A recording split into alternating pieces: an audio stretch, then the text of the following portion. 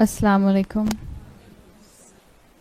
الحمدللہ رب العالمین والصلاة والسلام علی اشرف الانبیاء والمرسلین وعلی آلہ وصحبہ ومن استنى بسنتہ الی یوم الدین.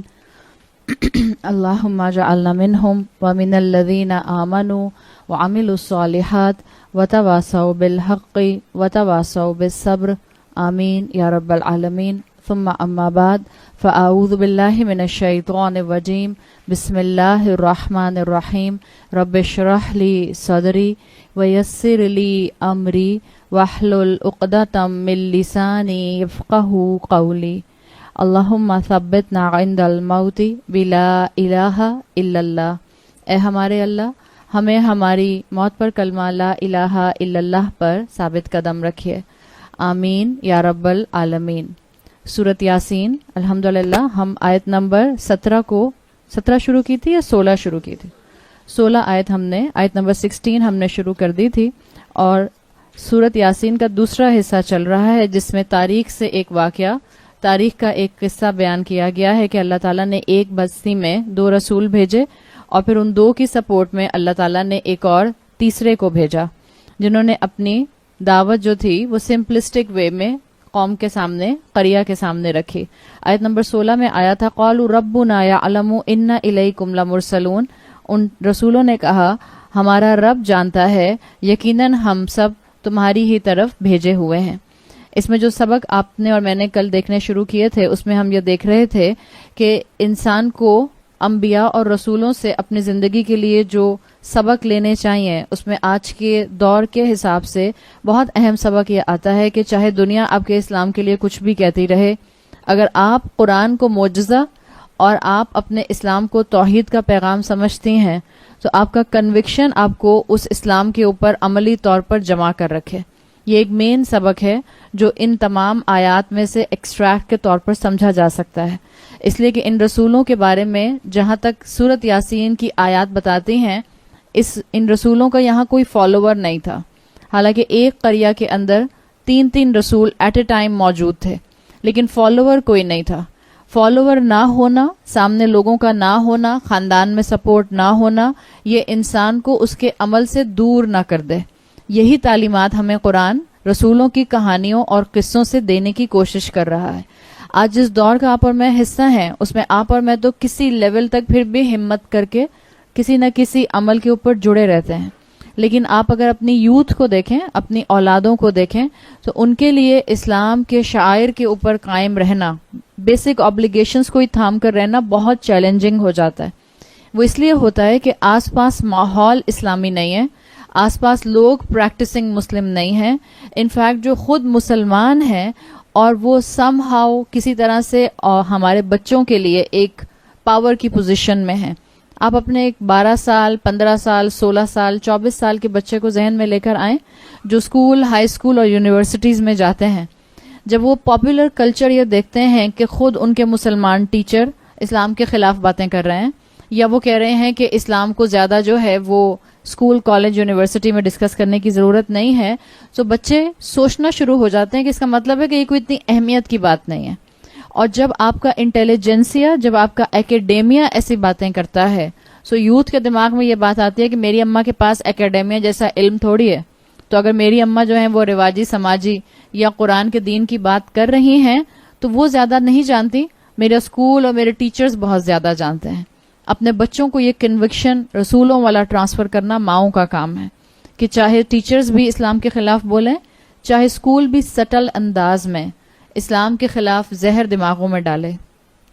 اور اسکول، کالجز خاص طور پر ایک ایسا میڈیم ہے جو ہمارے بچوں کے دماغوں کو بہت سٹل انداز میں پلیوٹ کرتا ہے. اسکولز کے پلیٹ فارمز کے اوپر جو ڈیبیٹس، جو مختلف سپیکرز آتے ہیں جن کو اسپیشل سپیکرز کہہ کے بلایا جاتا ہے، موسٹ آف دا ٹائم جو کمپلسری ٹائمنگز کے اندر سپیکرز کو بلایا جاتا ہے، اس میں آپ دنیا بھر کے سپیکرز کو بلا سکتے ہیں، ہر طرح کے ٹاپک پر بات کرنے کے لیے بلایا جا سکتا ہے. لیکن اسلامک سپیکر کو آپ اس ٹائم پہ بلاتے ہیں جس ٹائم پہ اسٹوڈنٹس کے لیے کمپلشن بھی نہیں ہوتی ہے، اور اس ٹائم پہ یوزلی اسٹوڈنٹ اتنے تھکے ہوئے ہوتے ہیں کہ وہ رکنا پسند نہیں کرتے ہیں. سو ہر چیز پر ڈبیٹ ہو جائے گی, ہر چیز پر ڈسکشن کیا جائے گا, لیکن اسلامک ڈسکشنز کی جب بات آتی ہے, جب اسلامک ڈوگما کو پروموٹ کرنے کی بات آتی ہے, اس وقت اسکول, کالجز, یونیورسٹیز کی طرف سے بہت آرام سے آپ کو ایک جملہ سننے کو مل جاتا ہے کہ ہم اس پلیٹ فارم پر ریلیجن ڈسکس نہیں کرتے ہیں. سو یہ کنوکشن آپ کو اپنی اولادوں کو دینا پڑے گا کہ چاہے ماحول کنڈیوسو نہ بھی ہو, ان کو اپنے دین کو نہیں چھوڑنا. اس چیز کو ہم اگر ان کو سمجھائیں گے, اور قرآن کی سورہ یوسف کی آیت ادعو اللہ علی بصیرہ, میں اللہ کے دین کی طرف دعوت دیتا ہوں فل انسائٹ کے ساتھ. یہ انسائٹ آپ کے اور آپ کی اولاد کے اندر آنا چاہیے. مجھے پورا احساس اور مجھے پورا اللہ پر توکل اور دین پر توکل ہو کہ میں اس دین کے اوپر عمل کیوں کر رہی ہوں. بعض لوگ آج اکیلے ہونے کی وجہ سے, خاندان میں اور معاشرے میں اور دوستوں میں سپورٹ نہ ہونے کی وجہ سے دین میں آگے نہیں بڑھ پاتے. بعض لوگوں کے لیے شیطان بعض کم عمل لوگوں کو, یا بعض یوں سمجھ لیجئے کہ بہت بیئر منیمم عمل کرنے والے لوگوں کو ہی ایک بہت بڑا بلڈنگ, ایک سٹمبلنگ بلاک بنا دیتا ہے. آج الحمدللہ جس شہر میں آپ اور میں رہتے ہیں, وہاں دین کی تعلیم بہت تیزی سے عام ہو رہی ہے, اور اگر آپ گھر سے نہیں بھی نکلتے ہیں تو آپ کو یوٹیوب پر اور آپ کو واٹس ایپ پر بہت کچھ سننے کو مل جاتا ہے. دین کی تعلیم عام ہو رہی ہے, شریعت کا حلال اور حرام واضح ہو رہا ہے, مسلمانوں کی آبلیگیشنز سامنے آ رہی ہیں, رسول اللہ صلی اللہ علیہ وسلم کا کردار کھل کر سامنے آ رہا ہے, صحابہ کی قربانیاں نظر آ رہی ہیں. اس کے باوجود آپ کو ایک میجر میجورٹی نظر آتی ہے جو دین پر اپنی بے عملی کا سارا نزلہ گراتی ہے مولویوں کے اوپر. ہے نا ایسی ایک میجورٹی, وہ کہتے ہیں کہ ہم ایسے دین پر عمل کیسے کر سکتے ہیں جس کے مولوی ایسے ہیں. حالانکہ اگر آپ اپنے آپ کو اللہ کے بتائے ہوئے عقیدے پر لے کر آ جائیں, ایمان پر لے کر آ جائیں, اسلام پر لے کر آ جائیں, تو آس پاس کتنے ہی بے عمل لوگ کیوں نہ ہوں, آپ اپنے آپ کو کنوکشن کے ساتھ, فرمنس کے ساتھ جو ہیں وہ اسلام پر جمع کر رکھتے ہیں.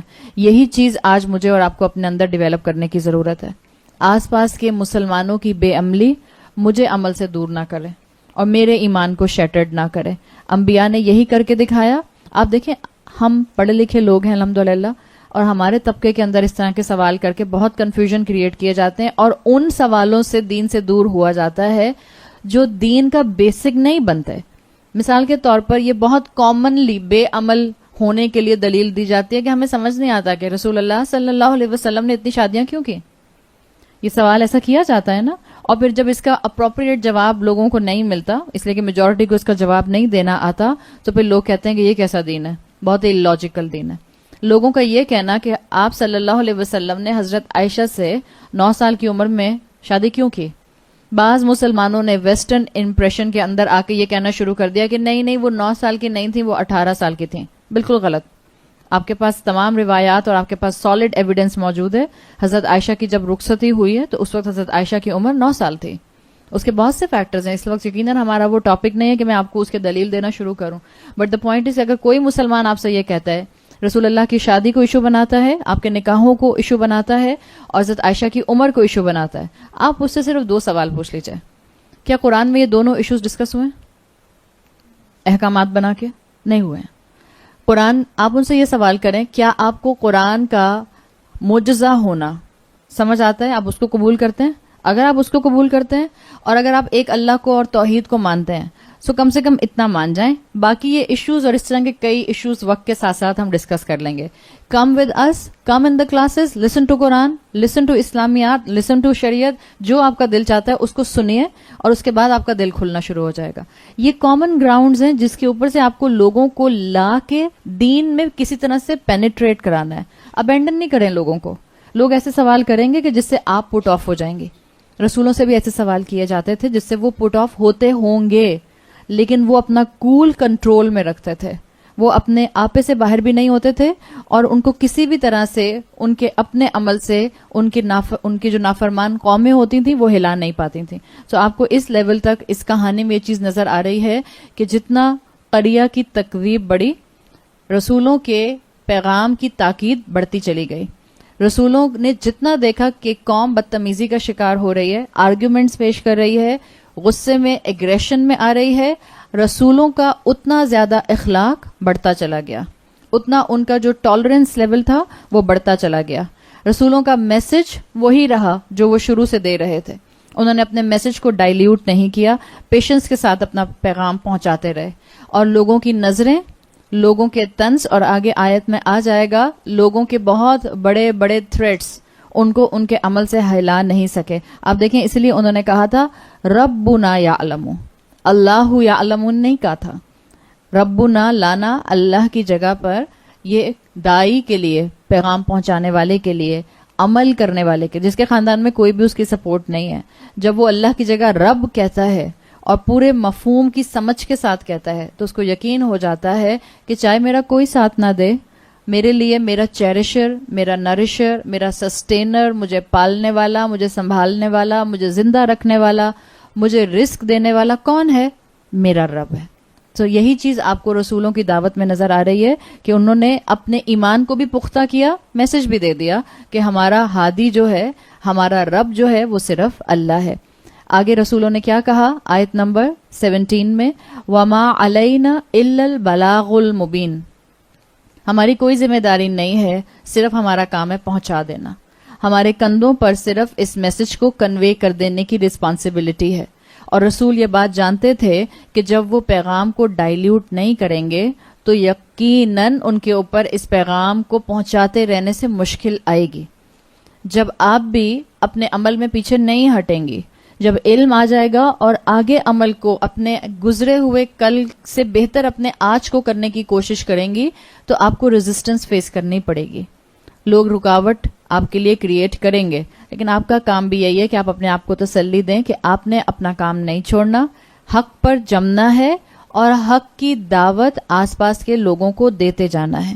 یہی رسولوں کی، یہی انبیاء کی سنت ہے. ہم نے پیچھے سورت یاسین میں پڑھا تھا، اللہ کے رسول صلی اللہ علیہ وسلم کے اوپر اس مکی دور میں، اس ٹائم پر جب سورت یاسین نازل ہوئی ہے تو جو پرسیکیوشن آ رہی تھی آپ کو تسلی دی گئی، انک لمن المرسلین علی صراط مستقیم، آپ سیدھے راستے پر ہیں، ڈونٹ وری. اور ہاں، اس سیدھے راستے پر مشکل آئے گی، آپ کا کام ہے ذمہ داری کو تھامے رہنا اور عمل میں آگے سے آگے پہنچتے رہنا. اسی لیے آپ دیکھیں آپ کو کانسٹنٹ آیات کا ایک دوسرے سے ٹائے ہونا نظر آتا ہے.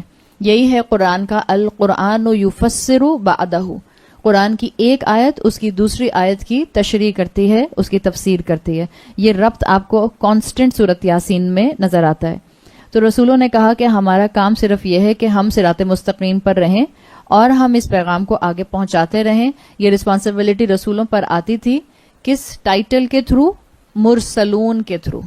مرسل کی رسپانسبلٹی ہوتی ہے نا کہ آپ کسی کا پیغام لے کر اس کو کہیں پر ڈیلیور کرتے ہیں. سو اس مرسلین کی رسپانسبلٹی کی وجہ سے خود بھی رسول صراط مستقیم پر قائم رہتے تھے اور اس کے بعد اوروں کو اس دعوت کو دیتے رہتے تھے. آج مجھے اور آپ کو بھی اپنے اپنے خاندان کے اندر، اپنے خاندان میں نہیں تو کم سے کم اپنے گھروں کے اندر اس دعوت کے کام کو پہنچاتے رہنا ہے. گھر میں آپ کو لگے شوہر نہیں سنتے، اولاد نہیں سنتی، ماں باپ نہیں سنتے، بہن بھائی نہیں سنتے، ساس سسر نہیں سنتے، اٹس اوکے. پیار، محبت، خلوص، کائنڈنس، سنسیئرٹی کے ساتھ بتاتے رہیے. اور یاد رکھیں دل کھلے گا لوگوں کا. یہ اللہ کا کلام ہے.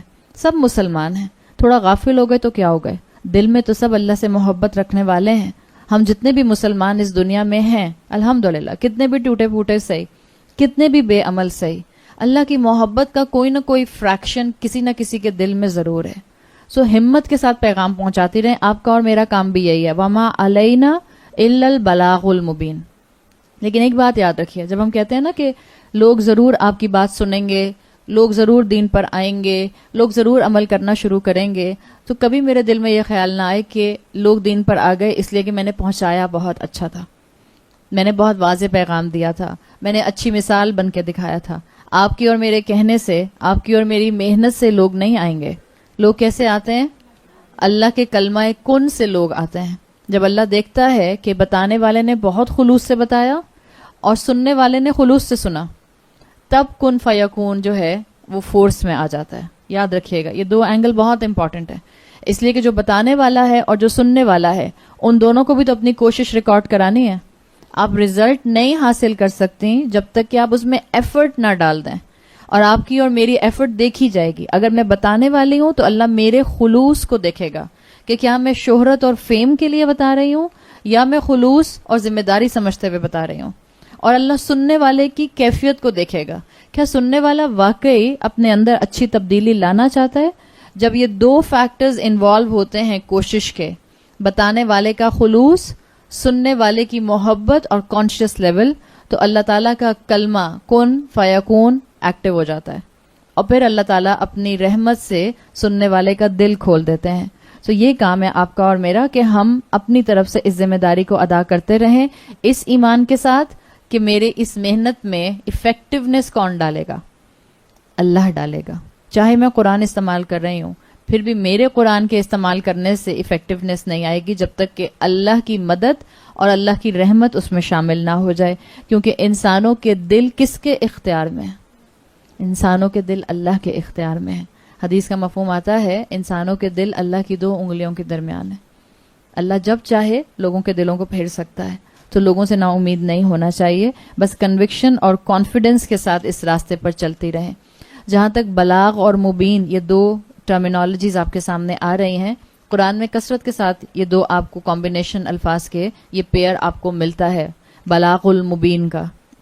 بلاغ کہتے ہیں کمیونیکیشن کو، عام زبان میں ہم کہتے ہیں بلاغ از کمیونیکیشن. بلاغ از عربی زبان میں is not just communication, it's the most effective way of communication. اگر آپ اس کو دیکھیں عربی زبان میں پوری ایک سائنس ہے جس کو بلاغہ کہا جاتا ہے. آپ میں سے کچھ لوگوں نے سنا ہوگا جو کہ عربی گرامر پڑھتا ہے. بلاغہ ایک پوری سائنس ہے. Balagha is the most effective way of communication. صرف پہنچا دینا نہیں ہے، افیکٹو وے میں پہنچا دینا ہے. اور کس طرح سے افیکٹو وے میں پہنچا دینا ہے، اس میں وہ کہتے ہیں کہ یہ کانسیپٹ ہے کہ انسان جو الفاظ بولتا ہے یہ الفاظ ویپنز کی طرح ہوتے ہیں. جب آپ ویپنز جو ہیں وہ استعمال کرتے ہیں، مثال کے طور پر آپ بوئنگ ایرو استعمال کر رہی ہیں، تیر چلا رہی ہیں، سو آپ کے اس تیر کو پھینکنے کی ڈائریکشن کہاں ہوگی؟ جہاں ٹارگٹ ہوتا ہے. جب آپ دعوت و تبلیغ میں الفاظ استعمال کرتی ہیں تو یہ الفاظ ویپن ہوتے ہیں اور ان کا ٹارگٹ سامنے والے کا دل ہوتا ہے. مفسرین کے مطابق آپ کی دعوت کے الفاظ، اور اگر آپ دعوت نہیں بھی دے رہے، ایک دعوت ہوتی ہے اس طرح ہم کلاس سسٹم، کلاس سٹائل کے انداز میں دعوت دے رہے ہیں. ایک ہم چلتے پھرتے دعوت دے رہے ہوتے ہیں، ہم جو گھروں میں عام گفتگو کر رہے ہوتے ہیں، ہم جو فون پر گفتگو کر رہے ہوتے ہیں، ہم جو اپنی میٹس کے ساتھ جو ہیں وہ کمیونیکیشن کر رہے ہوتے ہیں، ہم جب اپنے گھر میں والدین کے ساتھ کمیونیکیشن کر رہے ہوتے ہیں، اٹس آل ٹائم دعویٰ. سو آپ جب بھی کوئی بات کرتے ہیں، گفتگو کرتے ہیں، آپ کے الفاظ ویپنز کی طرح ہوتے ہیں. اور جب آپ کے الفاظ ویپنز ہوتے ہیں تو ان کا ٹارگٹ سامنے والے کا دل ہوتا ہے. جتنے آپ کے الفاظ میں خلوص ہوگا اتنا دل پر جا کر امپیکٹ سٹرونگ ہو جائے گا. یاد رکھیے گا یہ بات، کیونکہ یاد رکھیں ہم نے کہا بلاغ وہ کمیونیکیشن ہوتی ہے جو افیکٹو ہو. تو اسکالرز کہتے ہیں بلاغ وہ کمیونیکیشن ہے جو سیدھی کانوں سے چیسٹ میں، دل کے اندر پینیٹریٹ کر جاتی ہے، which will trigger your emotions. This is بلاغ.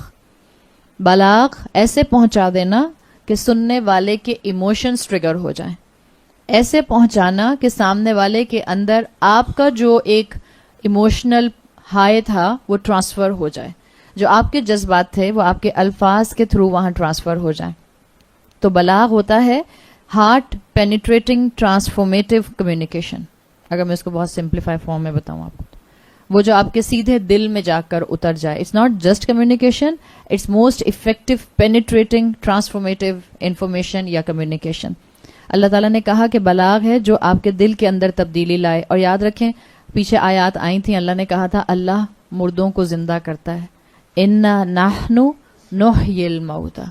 جو دل مردہ ہیں، جو روحیں مردہ ہیں، جو روحیں بیمار ہیں، جو روحیں پیرالائزڈ ہیں، اللہ کا کلام ان کو دوبارہ زندگی دے سکتا ہے.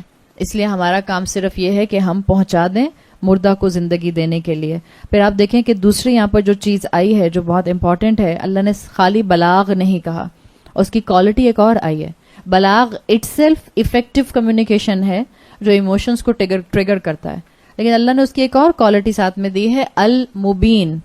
المبین ابانا سے ہے، حمزہ با الف نون. ابانا مطلب ہوتا ہے ٹو سیپریٹ، یعنی یہ وہ افیکٹو کمیونیکیشن ہے جو صرف آپ کے ایموشنز کو ٹریگر نہیں کرے گی، بلکہ صرف آپ کے ایموشنز کو اپیل نہیں کرے گی، بلکہ یہ جا کے آپ کے مائنڈ سیٹ میں رائٹ اور رانگ کی کلیئرٹی دے دے گی. ابانا ٹو سیپریٹ، کس چیز کو سیپریٹ کرنا؟ جھوٹ کو سچ سے، باطل کو حق سے، جو ظلمات ہیں ان کو نور سے. صحیح. یہ خود بخود سیپریٹ کرتا ہے. Balagh is already effective communication. بلاغ امپیکٹ کرتا ہے ایموشنز کو. مبین امپیکٹ کرتا ہے فریم آف مائنڈ, آپ کی تھنکنگ پیٹرن کو. سو قرآن بہت افیکٹو کمیونیکیشن ہے. قرآن صرف آپ کے دل کو نہیں چھوتا, قرآن آپ کے دماغ کے جو تھنکنگ پیٹرن ہیں ان کو بھی کلیئرٹی دے دیتا ہے, ان کو بھی سمجھ دے دیتا ہے. آپ کا اور میرا کام یہی ہے, جب بھی آپ دین کے حوالے سے کسی کو سمجھانا چاہیں, یا آپ کو تمام اسکالرس کے اندر حکمت نظر آتی ہے, ان کی میتھڈالوجی نظر آتی ہے. رسول اللہ صلی اللہ علیہ وسلم اور تمام رسولوں کی میتھڈالوجی یہی ہوتی تھی کہ جب وہ اسپیچ دیتے تھے تو ان کی اسپیچ میں صرف اور صرف جذبات نہیں ہوتے تھے. اب اتنے جذبات آئے کہ مائک پہ ایک ہاتھ مارا اور مائک وہاں نیچے گر گیا. بعض لوگوں کی اسپیچ میں اتنے جذبات ہوتے ہیں, ایک مائک نیچے گرتا ہے, پھر دوسرا مائک نیچے گرتا ہے, پھر تیسرا مائک نیچے گرتا ہے. سو جذبات بھی ہوں, ایموشنز کو بھی ٹریگر کریں, بٹ وہ چیز آپ کے انٹلیکٹ کو بھی ٹریگر کرے.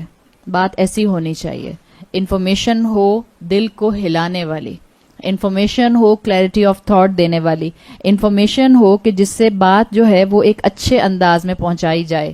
حکمت آتی ہے اس سے انسان میں. مثال کے طور پر چلیں سمجھیں آپ یہاں نماز پڑھ رہی ہیں اسی گھر میں کلاس کے بعد. یہ تو پھر کلاس کے بعد بات ہوگی نا, تو ایک بہت ہی ڈفرینٹ ماحول ہو گیا. اس کو مت امیجن کریں. ایک اور ایگزامپل ہم لیتے ہیں. آپ مسجد میں کہیں نماز پڑھ رہی ہیں, اور اکثر رمضان میں تو الحمدللہ خواتین مسجد چلی جاتی ہیں, اور آپ کے برابر میں جو خاتون کھڑی ہیں ان کا دوپٹہ شفون کا ہے. صحیح نظر آتی ہیں آج کل ایسی خواتین؟ ابھی بھی نظر آتی ہیں, کوئی بات نہیں. اب آپ کے برابر میں صف میں کھڑی ہیں, آپ نے 4 فرض کی نیت کر لی امام صاحب کے پیچھے. سارا ٹائم آپ کا کانسنٹریشن اس بات پر نہیں رہتا کہ امام صاحب کیا تلاوت کر رہے ہیں. آپ کا کانسنٹریشن اس بات پر رہتا ہے کہ میں کیا کہوں ان خاتون کو, سلام پھیر کے کیا کہوں ان خاتون کو. کہیں, بالکل کہیں. اس وقت اپنا ذہن نماز پر فوکس کریں.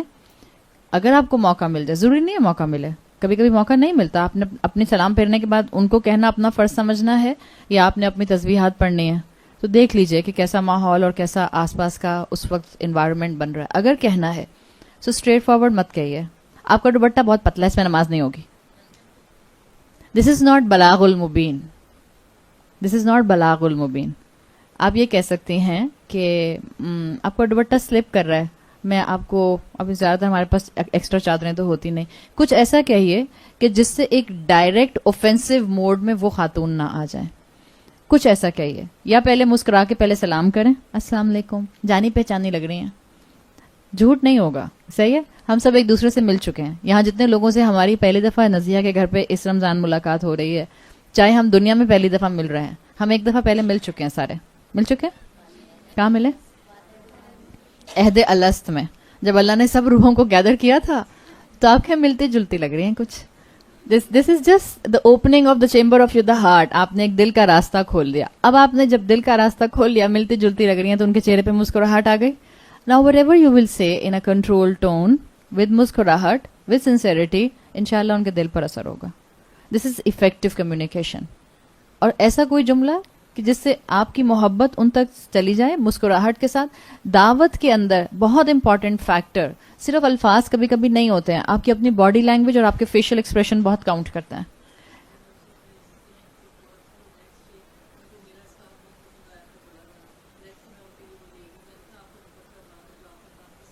ہاں بالکل,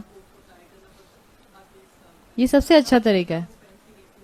الحمدللہ یہ سب سے اچھا طریقہ ہے کہ بجائے اس کے کہ آپ اور میں ان کو اوفینسو ہو کر کے آپ کا دوپٹہ بہت پتلا ہے, نماز نہیں ہوگی اس کے اندر آپ کی, یہ کہنے کے بجائے ایک بلاغ المبین والا کانسیپٹ جو ہے وہ ہم اپنے اندر لانے کی کوشش کریں. اور جتنا انسان قرآن سے جڑتا ہے, جتنا انسان انبیاء اور رسولوں کی تبلیغ کے انداز کو سنتا ہے, اتنا انسان کے اندر یہ ٹھہراؤ, یہ میچورٹی, یہ حکمت آتی جاتی ہے. تو اللہ تعالیٰ ہم سب کو بھی یہ انبیاء اور رسولوں والی بلاغ المبین والی کلیئرٹی دے دے.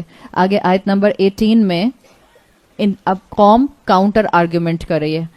18 میں اس اصحاب القریہ جو تھے ان کا سٹیٹمنٹ آ رہا ہے. قالو, انہوں نے کہا, انا, یقیناً ہم سب, تطیرنا بکم لئن لم تنتہوا لنرجمنکم ولیمسنکم منا عذاب علیم. یقیناً ہم تو تم سب کو, کن سب کو, یعنی تم تینوں رسولوں کو اپنے معاشرے کے لیے قرض سمجھتے ہیں, بیڈ اومن سمجھتے ہیں, بد شگونی سمجھتے ہیں. اس لیے کہ تم نے ہمارے معاشرے کا سکون تباہ کر دیا ہے. خاندان میں ایک دین پر عمل کرنا شروع کرتا ہے علم آنے کے بعد. پہلے سب نارمل چل رہا تھا، ایک رواجی سماجی لائف سٹائل تھا، جو سب کرتے تھے وہ ہم بھی کرتے تھے. پھر اللہ کی رحمت سے، ماں باپ کی دعاؤں سے، انہی ماں باپ کی دعاؤں سے جو پھر بعد میں ہمیں بہت ڈانٹتے بھی ہیں. میں تو ہمیشہ یہی کہتی ہوں کہ ماں باپ کی دعاؤں کے بغیر ہم یہاں تک نہیں پہنچتے ہیں. چاہے آپ کے ماں باپ بدعت میں انوالو رہیں اور آپ آگے نکل کر سنتوں کو تھام لیں، پھر بھی یہ بات کا یقین رکھیں آپ جہاں پہنچی ہیں وہ اللہ کی رحمت کے بعد اپنے ماں باپ کی دعاؤں سے پہنچی ہیں. اگر یہ احساس آپ کے اندر رہے گا، آپ کبھی ماں باپ کے سامنے بدتمیزی نہیں کر سکتے ہیں، آپ کبھی بے ادبی سے بات نہیں کر سکتے ہیں، آپ کبھی ان کے رائٹ کو نگلیکٹ نہیں کر سکتے ہیں. تو جب خاندان میں سب ایک جیسا چل رہا ہوتا ہے، سب ٹھیک ٹھاک ہوتا ہے. پھر جب علم آتا ہے کسی ایک کے پاس اور وہ دیکھتا ہے کہ صحیح احادیث کا علم یہ ہے، صحابہ کا عمل یہ تھا، رسول اللہ صلی اللہ علیہ وسلم کی تعلیمات اور قرآن یہ کہتا ہے، اور وہ اپنے 1 2 4 عمل کو بدلنے کی کوشش کرتا ہے، تو سارا معاشرہ اس کے پیچھے اور سارا خاندان اس کے پیچھے پڑ جاتا ہے، یہ کہہ کے کہ تم نے تو گھر کا سکون ختم کر دیا ہے. دس از کامن. ایک عورت کہتی ہے میں نے فیصلہ کیا ہے کہ میں حجاب کروں گی اور میں ہر نامحرم سے حجاب کروں گی، یا میں آگے بڑھ کر ہر نامحرم سے اپنا چہرہ چھپاؤں گی. پورا خاندان اس کی جان کو آتا ہے کہ نہیں آتا؟ اگر بیٹی بھی ارادہ کرتی ہے تو ماں کہتی ہے کہ مجھے تو ہارٹ فیل ہو جائے گا، اس کے رشتے کیسے آئیں گے؟ مائیں روکتی ہیں کہ نہیں روکتی ہیں؟ مائیں روکتی ہیں. اور اگر مائیں یا بیوی کسی کام میں ارادہ کر لیتی ہے اور شوہر روکتا ہے تو پھر بھی ایک آپ کو جو ہے وہ کانسٹنٹ ریزسٹنس فیل ہوتی ہے. یہی انداز آپ کو یہاں ان قریہ والوں کا محسوس ہو رہا ہے. رسولوں سے کہہ رہے ہیں کہ تم ہمارے معاشرے کا سکون خراب کر رہے ہو، تم ہمارے معاشرے کی بدشگونی ہو، بیڈ اومنز ہو، اس لیے کہ ہم تمہیں اپنے لیے قرض سمجھتے ہیں. لَئِن لَمْ تَنْتَهُوا، دیکھو اگر تم باز نہ آئے، تھریٹس پر اتر آئے، دھمکی دے رہے ہیں، اور دھمکی دے رہے ہیں مرسلون کو.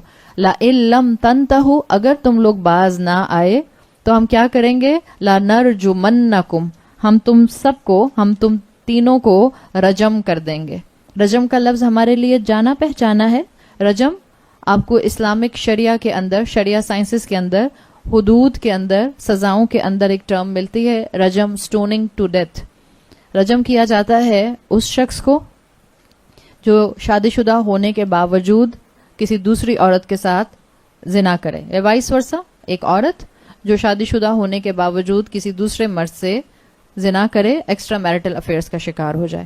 اسلامک شریعہ سائنسز کے اندر رجم اس کو بھی کیا جائے گا جو ہومو سیکشولیٹی کا شکار ہوگا، اس کی سزا بھی رجم ہونا ہے. سو ایک رجم اسلامک سائنسز کے اندر حد پنشمنٹ ہے. ایک اس کا مفہوم ہوتا ہے رجم کرنا، سٹوننگ ٹو ڈیتھ، پتھر مار مار کر ہلاک کر دینا. اور کوئی اپولوجیٹک ہونے کی ضرورت نہیں ہے یہ سوچ کے کہ اچھا اسلام میں اتنی باربیرک سزا بھی ہے. یہ سزا موسیٰ علیہ السلام کے ٹائم سے اب تک اسلام نے کنٹینیو کی ہے. تورات دی گئی تھی موسیٰ علیہ السلام کو، ان کی کتاب میں، اس تورا میں یہی جو شریعہ تھی، یہی جو حد تھی، یہ تمام بنی اسرائیلیوں کے لیے بھی ان سزاؤں کے لیے تھی. اسلام نے اس کو آگے کنٹینیو کیا. ایک انسان رجم ہوتا ہے، کئی 100 کو، کئی ہزاروں کو آگے جو ہے وہ فائدہ ہو جاتا ہے، وہ عبرت لے لیتے ہیں. سو جو حدود ہیں اسلام کی، ان کی بڑی حکمتیں ہیں. اگر آپ اسکاٹ فری چھوڑ دیں گے سارے قاتلوں کو تو پھر معاشرے کے اندر انارکی ہوگی. صرف کراچی کے اندر اتنی ٹارگٹ کلنگ کیوں ہوتی رہتی تھی؟ اللہ کی رحمت سے رک گئی، اللہ اپنی حفاظت میں رکھے آئندہ بھی. اس لیے کہ کوئی مرڈرر پکڑا نہیں جا رہا. جب کوئی پکڑا نہیں جائے گا تو پھر عبرت کیسے آئے گی؟ جس کا دل چاہتا ہے ایک بلٹ چلاتا ہے، کسی کو مار دیتا ہے. انسانی جان کی کوئی ویلیو نہیں رہی ہے. انسانی جان زیادہ سستی ہو گئی ایک موبائل فون کے مقابلے میں. تو یہ جو سزائیں ہیں ان میں بڑی حکمتیں پوشیدہ ہیں. رجم کا ایک مفہوم تو وہی ہے جو سزاؤں والا ہے، سٹوننگ ٹو ڈیتھ. دوسرا رجم کا ایک اور مفہوم عربی زبان میں آتا ہے کہ آپ جب بھی کسی کو دیکھیں اس کو پتھر ماریں. دس از اے ویری کامن تھنگ، لیکن ہم اس کو ریلیٹ نہیں کر پاتے کیونکہ ہمارا عربی زبان کے ساتھ فہم سٹرونگ نہیں ہے. جب آپ کسی کو دیکھیں جس کو آپ ناپسند کرتے ہیں، جو آپ کے لیے نقصان کا باعث ہے، آپ اس کو پتھر ماریں. آپ شیطان کو شیطان الرجیم کیوں کہتے ہیں؟ آپ کلک کیا، رجیم از فرام رجم. آپ شیطان کو سٹوننگ ٹو ڈیتھ نہیں کر دیتی، مار مار کے ختم نہیں کر دیتی. کاش کہ ہم کر نہیں سکتے ہم شیطان کو ختم. سو شیطان کے لیے جب کہا جاتا ہے شیطان رجیم، تو وہ پہلی والی ڈیفینیشن رجم کی نہیں ہوتی، حد پنشمنٹ والی. کہ اتنا مارنا کہ اس کو ہلاک کر دینا. آپ دوسری ڈیفینیشن کے مطابق ہوتی ہیں. جس کو آپ ناپسند کریں اس کو آپ ہر مرتبہ دیکھ کر ایک پتھر ماریں. سو جب شیطان کو آپ الرجیم کہتی ہیں اس کا مطلب ہوتا ہے ہر مرتبہ آپ جب پڑھتے ہیں اعوذ باللہ من الشیطان الرجیم, آپ شیطان کو کاسٹ آف کرنے کے لیے اس کو ایک پتھر مار رہی ہوتی ہیں. اصل میں آپ کا یہ جملہ اس کو دور بھگا دیتا ہے. جب آپ اللہ کی پناہ میں آ جاتی ہیں یہ شیطان کے لیے ایک بلٹ کا کام کرتا ہے, یہ شیطان کے لیے ایک پتھر کا کام کرتا ہے. سو دونوں مفہوم لا نرجمنکم کے اندر ہیں. لیکن زیادہ اسٹرانگ اوپینین مفسرین امنگ دا مفسرین یہ ہے کہ یہ جو قوم تھی قریہ والی, انہوں نے رسولوں کو یہ کہا تھا کہ اب اگر ہم نے تمہیں لوگوں کے اندر پریچنگ کرتے ہوئے دیکھا تو ہم جب دیکھیں گے ہم پتھر اٹھا کے ماریں گے تمہیں. آپ پتھر اٹھا کر جب مارتے ہیں تو آپ کا مقصد کیا ہوتا ہے کہ سامنے والا رک جائے, بھاگ جائے, دور چلا جائے, جو کام کر رہا ہے اس سے رک جائے. آبویسلی جو قریہ والے تھے وہ رسولوں کو رجم کر کے مار نہیں سکتے تھے, اس لیے کہ اسلام کا ایک اصول ہم سب جانتے ہیں, انبیاء قتل ہوئے ہیں, رسول قتل نہیں ہوئے. آپ اٹھا کر ساری ہسٹری پڑھ لیجئے, آپ سارا قرآن پڑھ لیجئے. یہ اللہ کی سنت ہے, اللہ تعالیٰ نے اپنے رسولوں کو قتل نہیں ہونے دیا, انبیاء کا مرڈر ہوا. اور یہ لوگ کون تھے جو 3 تھے؟ یہ تینوں رسول تھے.